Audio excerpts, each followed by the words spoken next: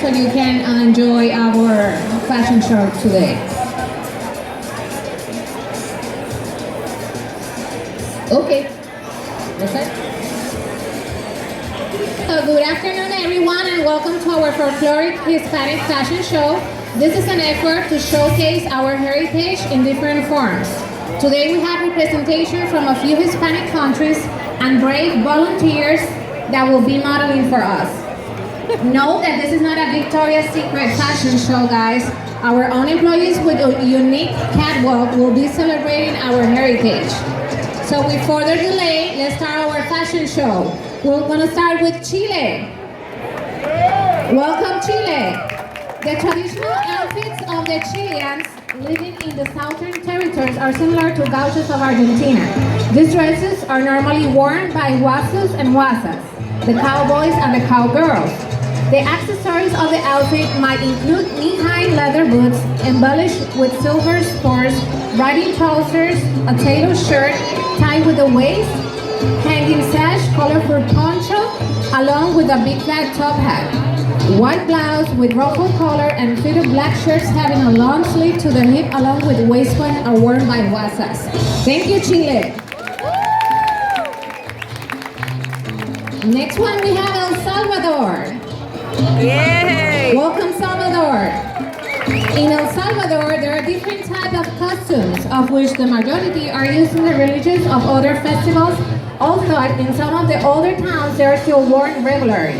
In female clothing, it is common to see elements like a scapular, a shawl, a cotton headscarf with different color adornments. This can be worn with a skirt and a blouse or a white dress. Colorful aprons are another common addition, and sometimes a scarf is wrapped over. Other versions are created with mixing and matching bottoms and tops in blue, white, and the colors of the Salvadoran national flag. Thank you, Salvador! Yay! Yay! Now we welcome Mexico! Uhuaca. This is a dress from Huatala de Jimenez from Mazatecas Mountains Range. This is an indigenous dress that has a whipple of white cotton, embroidered in the front in cross-stitch and bright colors.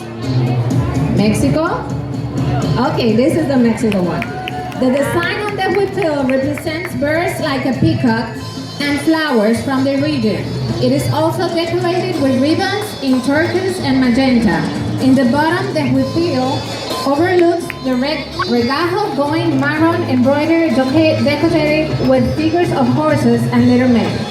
In the traditional dance of Huatala de Jimenez, they have two long black braids on the sides and carry a gourd filled with flower petals pressed to the beat of the music. Yeah, Ruby! Welcome our photographer. A little bit late. Now Mexican poncho and Mexican hat. Mexican poncho is now popular throughout the country, although especially used in Guadalajara, Jalisco, Mexico. It is one of the most traditional and symbolic items of Mexico. Its shape is rectangular and is made from sheep's wool, alpaca, llama, and other forms. It has an opening in the center so they can introduce the head and in the garment of the men usually wear. The hat, well-known article of clothing in traditional Mexican house, also not date back to antiquity, is an important part of Mexican clothing. Thank you. Now we have Veracruz. The typical Veracruz dress has a white and waving skirt in a white embroidery and typical lace, a blouse in the same color, and an apron usually in black with embroidery of flowers. It is usually accompanied with a shawl in silk or other nice fabric. The set is completed with accessories like a fan and 3 flowers dressing the head. Flowers on the left side mean the woman is single, and flowers on the right mean the woman is married. This one, I don't know if single or married. Thank you, Veracruz. Yay! Joining us, Dominican Republic. Yay! Dominican Republic, a unique heritage of Arawak, Taino, Spanish, African, and French traditions, became the foundation of the traditional Dominican floor-length garment still worn by women of the island. These colorful dresses often feature bright plain or batik patterns and were originally meant to be worn on special occasions such as Sundays, feast days, baptism, carnival, and other public holidays. The stylish ensemble consists of floor length skirt in a bright color of pattern known as the hupe, layered over a flattering wire cotton chemise or blouse. Thank you, Dominican Republic. Hey! Join us, Cuba. Hey! Traditional dress, Cuba is also product and repercussion of all of these multiple cultural effects, and the Afro-Spanish significance is more reflected onto it. Women of Cuba love to choose lightweight fabrics for their dresses, but they adorn it with wonderful designs and brilliant colors. For many decades, the trend is to wear ruffled skirts. Light cotton or linen is the priority of the Cuban women to make their dresses, while some prefer satin for this purpose. Join us, Cuba Mail. Rumba dresses and bata cubana are also type of decorational clothing for women and men that are worn by them in many celebrations. Usually in a white shirt, khaki pants, accompanied by the cigarro. That's Cuba. Now welcome Panama. The Cuna woman traditional dress. The Cuna Indians of Panama live on a tropical paradise known as the San Blas Island of the northeast coast of Panama since the 19th century. The Cuna are famous for their bright molas. Mola patterns are used to make the blouses of the Cuna woman's national dress, which is worn daily by many Cuna women. The term mola means blouse, dress, or clothing. The traditional dress is also an essential part of their cultural identity, and the dress consists of a blouse with short, puffy sleeves cut out of beautiful printed fabric into which the extraordinary mola panels are set in the front and back of the blouse. The mid-length skirt, the saburete, is a rectangle of fabric wrapped around the waist. The fabric has some beautiful designs and the background is green or blue. The headscarf is wrapped over a woman's short hair but can also be folded and carried over the shoulder. The scarf is also known as muswe. This is a panel of bright red fabric with some beautiful yellow designs. Shoes. The women wear any pair of sandals. Thank you, Panama, the Cuna woman. Another Panama representation, the pollera montuna. It's a traditional costume of Panama, worn by women.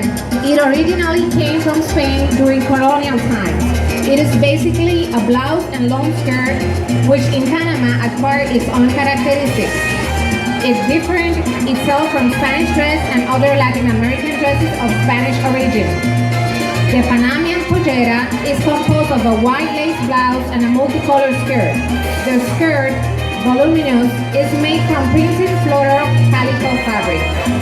In addition, it's also decorated with jewelry over the blouse, and the head of the woman is adorned by tortoise shell hung peinetas and beaded hair decorations, tembleques. Women wear pollera in special events such as carnival, folklore events, and town festivities. It has received international awards due to its complex design. Thank you, Panama and Pollera Montuna. And she's enjoying. Beautiful Panama. Let's welcome Puerto Rico. Traditional Puerto Rican dress is a mixture of Spanish and African influence. Two distinct styles exist in the form of jíbaro and bomba cultures. Jíbaro dress consists of white shirt and pants with a colorful sash for men and multicolored long skirts and white blouses for women. Bomba dress consists of flowery white skirts and blouses for women and white suits of colorful shirts for men. Bomba culture is primarily African, and where jíbaro is colorful, bomba is mostly white. The bomba style is related to the traditional clothing of African slaves on the island.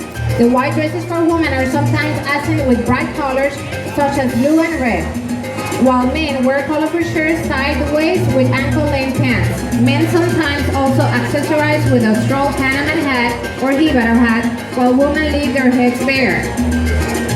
Thank you, Puerto Rico! All right.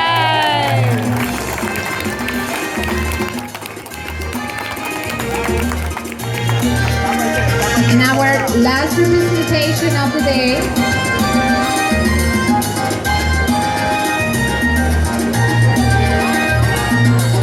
is Colombia. Welcome, Colombia. Pasillo Fiestero dress. One of San Juanero dress, sorry. The costume of men and women used now in San Pedro were inspired by the dresses of the ancestors, but improved substantially due to the suggestion from the same dancers to facilitate the movement of the dance. In the woman's traditional dress, the blouse is white and zipper behind. The skirt is made with satins of uploaded colors, has painted floral decorations in oil or silk flowers that harmonize with the blouse. This is the dress women use in San Pedro. You can choose the color, and there are two kinds. One like this one with the flowers, put them over the dress, or with the flowers painted. The dance is a mix among different cultural interpretations of Colombia. The dance is about the man trying to seduce a woman. It starts with flirting, passing to the amorousness, and ends with the symbol of marriage. It's a mixed choreography which combines indigenous steps, gentle movements with Spanish influence. Our Colombian male.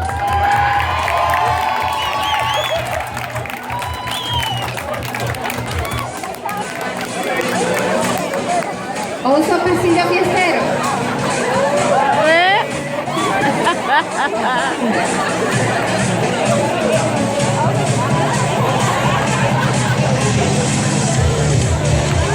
Cumbia male for Colombia. And with an attitude.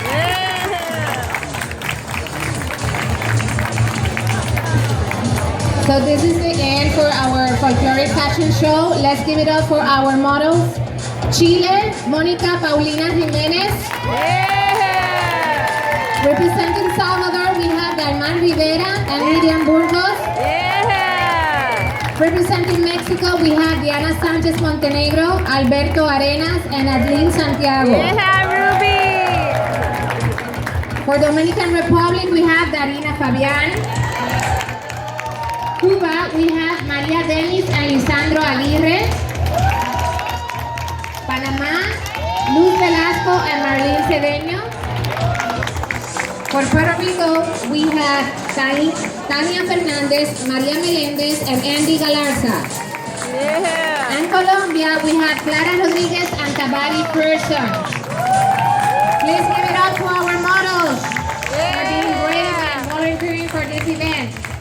I hope you all enjoy our heritage. This is part of our heritage celebration. We'll still have some events to come.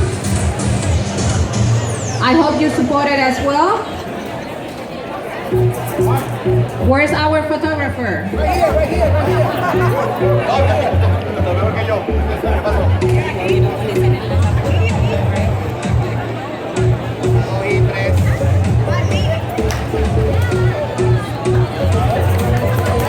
Please give it up for our models. Thank you, everyone. I want to announce that for October 7th, we have the Latina Forum on C9 from 2 to 3. October 8th, we have the